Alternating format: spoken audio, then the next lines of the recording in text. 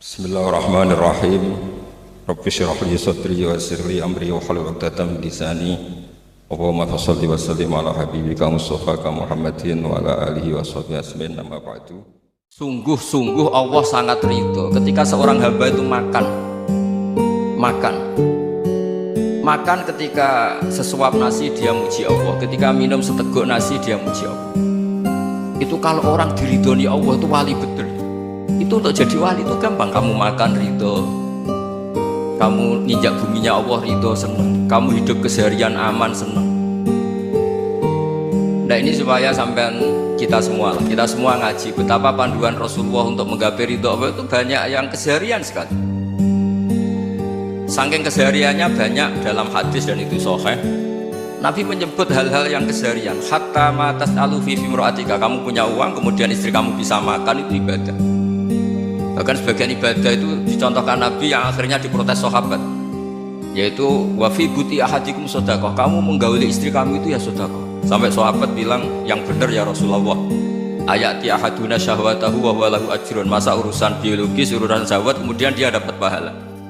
Nabi menjawab, alai salawatu aha fi haramin akana alaihi wisrun, bagaimana kalau dia meletakkan ke yang tidak benar, itu kan dosa. Nah, hal-hal seperti ini yang saya ingin teman-teman semua, saya juga agak ingin ngaji demi Anda, juga agak ingin. Itu dosa sekali ngaji kok, pesanan kelompok tertentu itu gak boleh. Islam itu untuk semua, jadi ya cuma karena di depan saya jenengan ya seakan-akan jenengan korbannya. Itu ada ilmunya dalam usul fikih itu. Jadi orang itu harus ngaji usul fikih. Nama yang disebut, mungkin Mas Sufyan masih ingat zaman ngaji usul fikih, nama yang disebut itu tidak jaminan sebagai prioritas perintah. Jadi misalnya gini, kebetulan yang di depan Nabi itu Abu Dzar, Nabi ya bilang, ya Abu Dzarin ini uhibbuka misalnya, atau ya Mu'ad ini uhibbuka, atau ya Abu Hurairah ini uhibbuka. Banyaklah riwayat yang Nabi nyebut ya Abu Dzarin, ya Mu'ad, ya Abu Hurairah. Kemudian misalnya Nabi meneruskan khitab, ini uhibbuka, saya mencintai kamu, fakul dubut tolatin, atau sebagian riwayat disebut fala tada'an la dubura kulli sholatin Allahumma inni ala dzikrika wa syukrika wa husni ibadatik. Saya mencintai kamu, siapa saja, Mu'ad, Abu Dzar bisa siapa, saya mencintai kamu, mohon kalau habis sholat kamu jangan lupa wiridan Allahumma inni ala dzikrika wa syukrika wa husni ibadatik. Ya Allah, tolong kami permudah supaya mudah ingat engkau. Anda tidak bisa mentang-mentang, nama saya Parmen, nama saya Purnomo, itu yang diperintahkan Mu'ad misalnya. Jadi yang disebut satu, tapi khitab itu untuk siapa saja. Saya teruskan. Jadi saya mohon semua kita melakukan kebaikan itu, kalau dalam kaidah fikih disebut al-yakin la yuzalu bisyak. Banyak kebaikan yang kebenarannya itu 100%, tidak punya efek samping ke pihak lain, ke kelompok lain, ke komunitas lain. Yaitu tadi misalnya Anda makan dan itu murah sekali, hanya butuh satu piring, setiap punyaan kamu muji Allah, setiap minum kamu muji Allah. Itu redaksinya Rasulullah SAW disebut Allah sangat ridho ketika seorang hamba makan kemudian dia memuji Allah, atau minum kemudian dia memuji Allah. Logikanya gampang, negara seperti ini yang kamu harapkan bentuknya kayak apa, mertua, ipar, komunitas, tetangga, itu nyata terjadi itu kan belum pasti. Sementara yang mesti terjadi adalah kamu butuh makan, kalau tidak mati, butuh minum, kalau tidak mati, butuh bumi yang nyaman ditempati, kalau tidak kita juga mati. Sebab itu Allah kalau menyebut nikmatnya itu hal-hal yang keseharian. Alladzi at'amahum min ju'. Allah itu siapa? Allah itu yang menciptakan kamu bisa makan, tidak berlebihan. Allah itu yang menciptakan kondisi sosial itu ideal.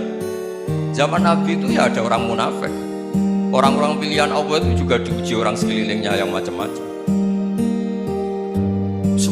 Semua diuji sesuai konteks zaman dan waktu. Nah, tapi ada ibadah-ibadah yang selalu disarankan Nabi. Sampai Nabi itu pernah ditanya, ayat Islam ya khairun ya Rasulullah, Islam terbaik itu gimana? Jawabannya Nabi itu unik, it'amu to'am, Islam terbaik itu ya makan-makan, santai-santai. Ketika Allah menyebut beberapa kebaikan, falak tahamal aqobah wa ma adrokan apa? Mal aqobah. Terusannya apa? Fakku rokobah. Terusannya apa? Au it'amun fi yaumin di masubaya. Itu acara makan-makan itu juga Islam. Kenapa? Ya bayangkan kalau tidak ada makanan, kita mati kan. Kondisi sosial tidak ideal tuh Anda masih gak apa-apa. Tapi kalau Anda tidak makan, Anda tidak minum, kamu punya istri cerewet masih bisa hidup, punya mertua cerewet masih bisa hidup. Tapi kalau tidak makan bisa mati. Berarti penting mana istri sama makan? Penting mana? Makan. Semoga istri Anda dengar, nanti kamu disuruh makan tapi pulang deh. Itu kalau dibahasakan makan masih memahami. Penting mana nasi satu piring dengan istri. Nggak ada nasi mati, nggak ada istri belum mati. Penting mana? Gak berani jawab kan? Nah, ternyata Anda ada garang kan di depan istri. Jadi saya mohonlah, mungkin Mas Sufyan Sauri tadi yang bisa bantulah teman-teman tuh ngaji yang keseharian saja. Karena kita nyari ridho Allah itu berdasar firman Allah, dan firman Allah itu menyebut keseharian tuh riang gampang. Itu tadi misalnya wa min ayatihi manamukum billaili wan nahar. Termasuk ayat-ayat Allah itu kamu tidur. Maka dulu itu ada guyonan, ada tokoh Mu'tazilah, kelompok dalam Islam yang berpikir manusia itu bisa menentukan ikhtiarnya sendiri. Karena saya bisa duduk, duduk, ingin berdiri. Karena kelompok ini gak terima kalau semua kehendak Allah, nanti bagaimana kalau semua kehendak Allah kok ada hisab ya, ada sanksi. Lucunya itu dia akhirnya, ini cerita ya, mencintai seorang perempuan cantik sekali. Dan itu dia menjadi ahli sunnah itu oleh hal-hal yang sepele. Karena istrinya cantik, ya namanya suami istri itu hubungan intim. Terus ditanya, Mas, masih ingin lagi? Masih. Silahkan diulang lagi. Wah ya tidak bisa. Katanya manusia bisa menentukan yang diinginkan. Itu tobat itu. Itu nggak bisa ditobatkan Mas Sufyan Sauri. Orang cantik yang mudah nobatkan orang itu orang cantik. Segampang itu. Akhirnya kita tahu, makanya kalau dalam kitab Hikam itu disebut al-aqil mayakul madza yaf'alu wa bi wal ghafil mayakul madza af'al. Orang yang punya akal karena sadar ini wilayah Allah, semua milik Tuhan, itu dia tiap hari berpikir besok Allah akan melakukan apa terhadap dunia ini. Kamu merencanakan sesuatu, mau plesir ternyata gempa, mau wisata ke Rusia ternyata perang. Kamu tidak pernah tahu apa yang akan terjadi besok. Wa ma tadri nafsum madza taksibu ghadan. Tapi anda semua kita ini sering punya jadwal permanen. Makanya saya kalau diundang siapa saja bisa netek. Yang jelas Gus, ini acara penting. Ya masih acara penting, nak pangeran ngersakno piye kok ape dadi pangeran, kamu kok mau jadi Tuhan. Itu kadang ya kiai. Penting Gus acara ini, jenengan harus memastikan bisa. Loh, kamu itu yang ngajarin tauhid, sesuatu itu biadillah, kok bilang-bilang apa pas? Pasti. Kalau saya terus tak tobatkan kamu kata saya. Ya kalau gitu Gus bilang insyaallah. Wah itu hati saya, fisik saya, roh saya sudah bilang insya Allah. Tidak usah kamu latih kata saya. Nah hal-hal tauhid keseharian itu gampang sebetulnya. Wal ghafil yaqulu madza af'al. Tapi orang yang lupa Allah, dia setiap hari bilang besok apa, kita bisa melakukan apa. Seakan-akan dia itu aktor, dia penting, dia subjek permanen dia. Padahal kita ini hanya objek kehendak Allah Subhanahu wa taala. Karena kita yakin sesuatu yang terjadi di alam raya ini kita tidak bisa apa-apa. Makanya saya sering ngaji, sering bilang ketika Anda mensifati Allah, dia yang menghidupkan, sudah itu tanamkan sehingga ketika kita mati santai saja. Kenapa santai? Allah punya cara menghidupkan kita. Zaman kita hidup juga gak tahu caranya ngelola jantung, ngelola paru-paru. Kamu juga gak tahu ngelola oksigen yang tidak beracun, tidak mengandung polusi. Tahu-tahu hidup. Gak ingin tua ya tahu-tahu tua, gak ingin mati tahu-tahu mati. Selama ini kita hidup juga gak tahu apa-apa. Hanya gaya tok, punya jadwal, punya planning. Kalau kamu bisa menentukan pilihan Anda, pasti Anda istrinya cantik, 4 neriman semua, kona'ah semua. Nyatanya enggak kan? Ada 1 jelek, cerewet. Oh itu kan, nyatanya enggak bisa apa-apa Anda kan? Dan kamu bawa mati lagi. Itu kan, istri Anda juga gitu, punya keinginan, punya suami yang ganteng, yang jabat, yang neriman, yang enggak poligami. Ya enggak kesampaian juga. Kalau kita ngitung tingkat kegagalan kita itu gagal terus. Ya kan? Nah, terus ingat Allah. Madza yaf'alu wa bi. Orang yang punya akal selalu berpikir Allah itu menghendaki apa terhadap saya. Lalu sama-sama orang melihat orang yang serius, serius. Itu kata Anda itu pemikir berat, serius. Seneng punya tokoh yang merengut karena kamu anggap serius. Tapi sebagian orang anggap orang yang serius itu wong merengut, wong masam, wong muka kok ditekuk. Jadi sama itu hati ya muqallibal qulub tsabbit qalbi ala dinik, karena kita nggak tahu cara berpikir kita tentang orang lain, tentang sekeliling kita. Misalnya kita orang baik yang jenis ngurmat fakir miskin, ada orang bangun masjid mewah itu janggal. Apa artinya masjid mewah kalau banyak orang kelaparan? Tapi kalau yang jenis pendidikan, apa artinya masjid mewah kalau tidak bisa ngaji? Nanti yang jenis infrastruktur, apa artinya ini kalau semuanya punya sudut pandang yang berbeda-beda. Dan Islam mengapresiasi semua kebaikan.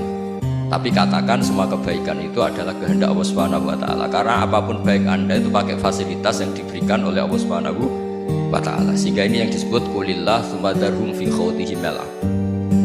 Ya kembali tadi ke tema-tema bahwa keseharian Anda ini sudah Islam. Saat Anda tidak bisa melakukan apa saja. Saya sering ada jenazah, biasanya kalau tetangga meninggal saya sering disuruh ngelepas. Saya bilang orang ini baik karena sering ngelamun di rumah, sering nganggur di rumah. Ditanya sama anaknya, kenapa Gus nganggur baik? Ya kalau dia nganggur artinya juga gak berbuat sesuatu yang maksiat kan? Ya kan, orang nganggur di rumahnya ya tidak bunuh orang, tidak maling, tidak korupsi, ya namanya nganggur di rumah.